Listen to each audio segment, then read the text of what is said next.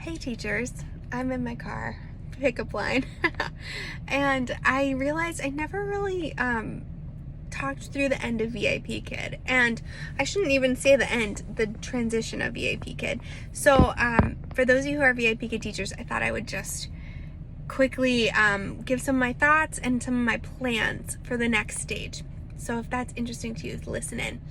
So this was a long time coming. We saw it coming. We knew China was changing its regulations, so we had a heads up. And I was really grateful that I wasn't blindsided by all this. I was actually already planning to go back to subbing in the schools. I really love subbing. I know it's not for everybody, but it is my favorite. I just love it. And I think I'm going to be a sub now for a long time. Like, this is kind of my plan now. And I'm so glad I had that in place. So my plan this fall was to start subbing on the days my preschooler was at preschool, Monday, Wednesday, Friday. And then I thought, oh, I'll just ride out VIPKid and out school on Tuesdays and Thursdays. Well, it became very clear very quickly in September and October that it was going to be a short end to VIPKid. And VIPKid did and is doing, I should say, a valiant effort to not completely collapse like some of the other companies. Like GoGoKid just like disappeared overnight, which was so sad to me. So with VIPKid, I did have a chance to like say goodbye to my regulars and talk to them and kind of process with them. And they were angry. Some of the moms, the parents, they were angry that there's nothing we could do. You know, they're not mad at me. They're not mad at VIPKid. I guess they're just kind of generally frustrated with the Chinese government for being so abrupt in the way that they ended it. And I think that's kind of been my feelings along the way too. Like, it's really not useful to like get all uptight and frustrated at the Chinese government.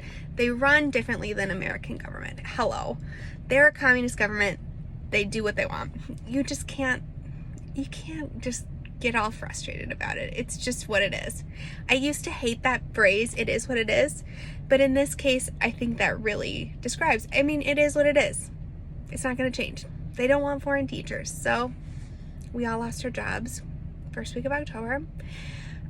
It was really sad for me. Like, the income side, conversation aside, which is a loss for my family for sure.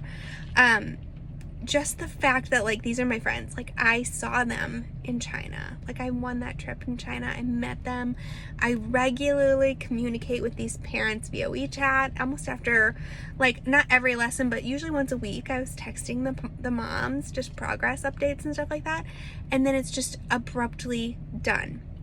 I did have some conversations about private tutoring, but frankly right now I just didn't have it in me to create a whole ESL curriculum and to work through the whole payment situation. Plus, I mean, really, that's going against the regulations, right? And I just didn't really feel right. Like, I would almost be encouraging my Chinese families to break their laws. So I decided to move on from VIPKid, and I had one Japanese student that I taught on the Chinese platform, the old platform, for a while, and then his bookings kind of dropped off. I don't know if he changed to a different kind of program, but for like 2 weeks I had 0 bookings. That was really sad for me and it was just so abrupt.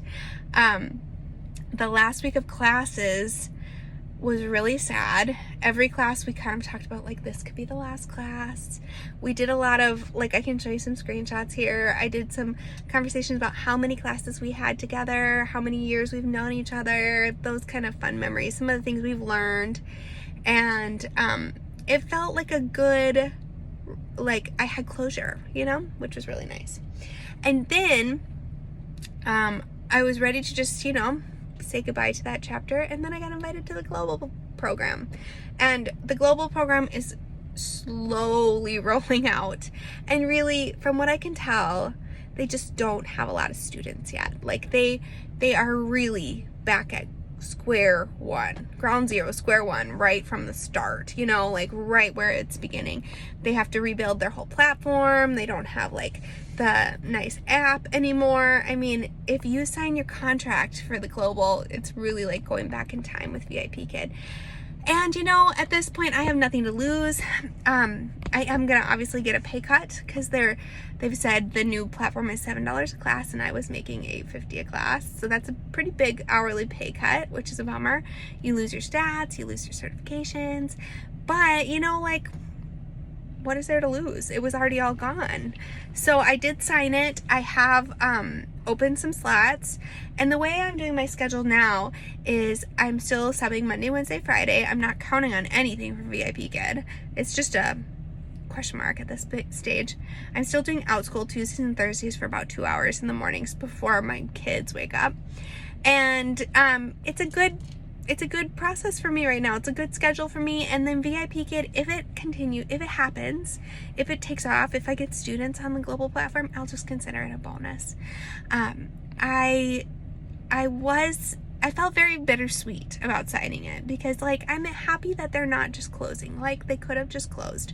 So there is optimism in me there. Like, I do think they will have a hard time without the Chinese market. Like, that was obviously 90% of their market. I don't know the stats, but something like that.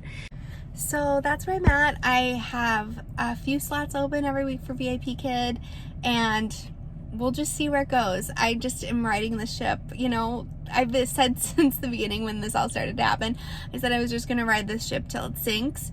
And I think it's like barely staying afloat right now, but I'm still on the ship. I'm not actually teaching with them right now. I don't have any students or any regulars or even any bookings right now, but we'll see what happens. I did feel very it felt like a grieving process, to be honest with you, because I was very invested in VIPKid. I taught with them for exactly 4 years, actually. From my first contract to my global contract is 4 years. It was 2017 to 2021, November to November.